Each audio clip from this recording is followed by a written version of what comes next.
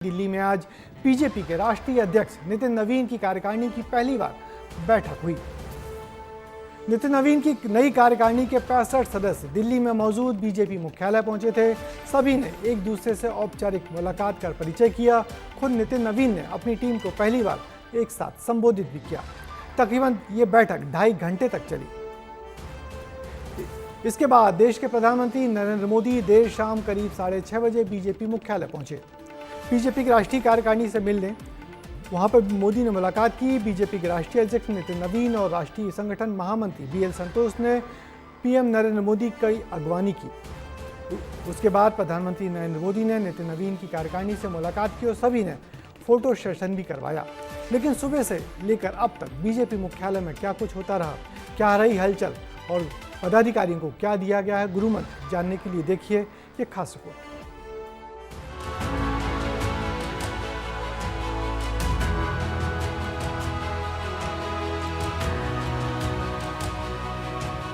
देश की राजधानी दिल्ली की सड़कें तड़के सुबह से गुलजार थी। नितिन की नवीन टीम के स्वागत के लिए भारतीय जनता पार्टी के झंडे और जगह जगह पोस्टर लगाए गए थे। सुबह से ही बीजेपी की नई टीम के सदस्य मुख्यालय पहुंचने लगे थे।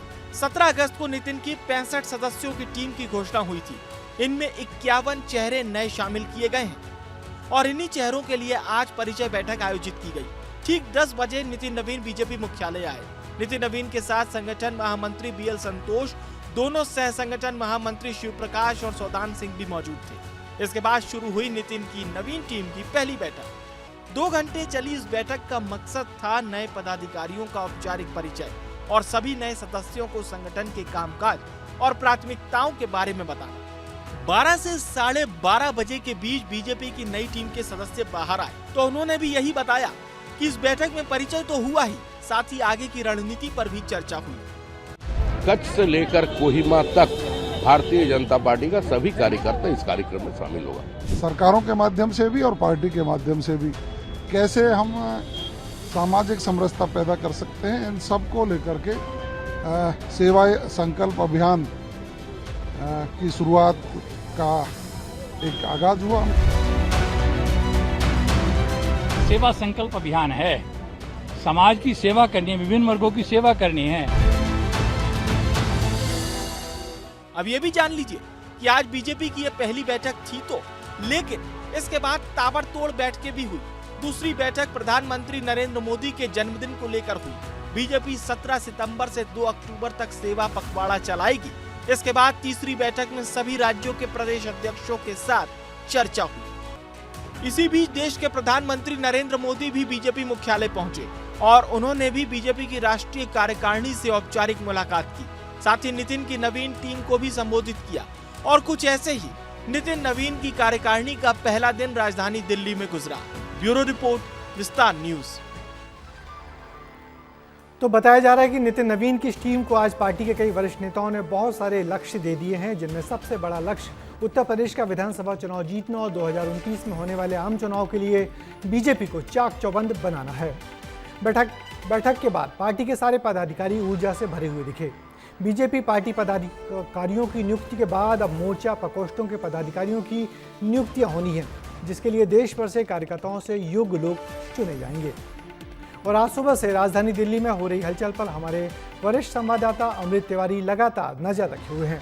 अगली खबर पर जाने से पहले उनका रुख करते हैं। तो अमृत, हम जानना चाहते हैं कि दिन भर आज आपने बैठक में देखा, तो क्या कुछ निकल के आया है इस बैठक से?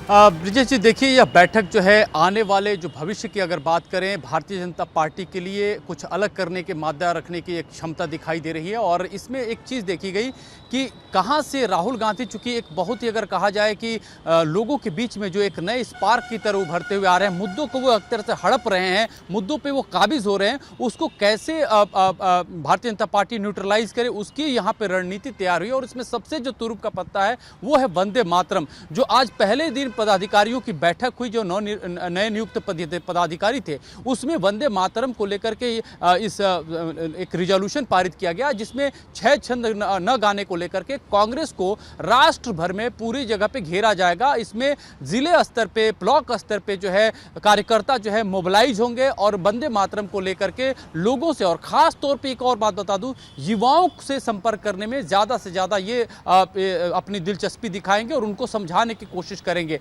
दूसरी बात कि जब दूसरी बैठक हुई थी, उसमें प्रधानमंत्री नरेंद्र मोदी के जो संवैधानिक पद पर रहते हुए 25 साल हुए, उसके मद्देनजर सेवा संकल्प अभियान चलाया जा रहा है, जिसको मीडिया जो है जेनजी आउटरीच का नाम दे रही है। सेवा संकल्प अभियान का ये तात्पर्य है कि हर जगह जाकर के एक तो 10 लोगों की पहले केंद्रीय टीम बन रही है, और इसके अलावा राज्यों की भी एक टीम बन रही है, जिसमें एक मंत्री होंगे, महिला मोर्चा के अध्यक्ष होंगी, और बाकी वहां के प्रदेश अध्यक्ष के नेतृत्व में और टीमों का गठन होगा, जो जिले स्तर पर जाकर के प्रधानमंत्री मोदी के 1 महीने तक जो उनके कामकाज हैं और जो युवाओं से संबंधित जो है आगे का ब्लूप्रिंट है, उसको साझा करेंगे। लगता है सबसे बड़ा एजेंडा पार्टी के सामने फिलहाल आने वाले दिनों में यही है, सेवा संकल्प, जिसमें मोदी की नाम को नीचे तक पहुंचाया जाएगा। मगर सबसे बड़ी बात वही है कि अब हर पार्टी युवाओं को लेकर बहुत कुछ सोच रही है। इस पार्टी आज की बैठक में युवाओं यानी कि जेनजी से जोड़ने के लिए नए नए कार्यक्रम तैयार किए गए हैं। तो निश्चित ही आपने इस पूरी मीटिंग के बारे में बहुत विस्तार से बताया।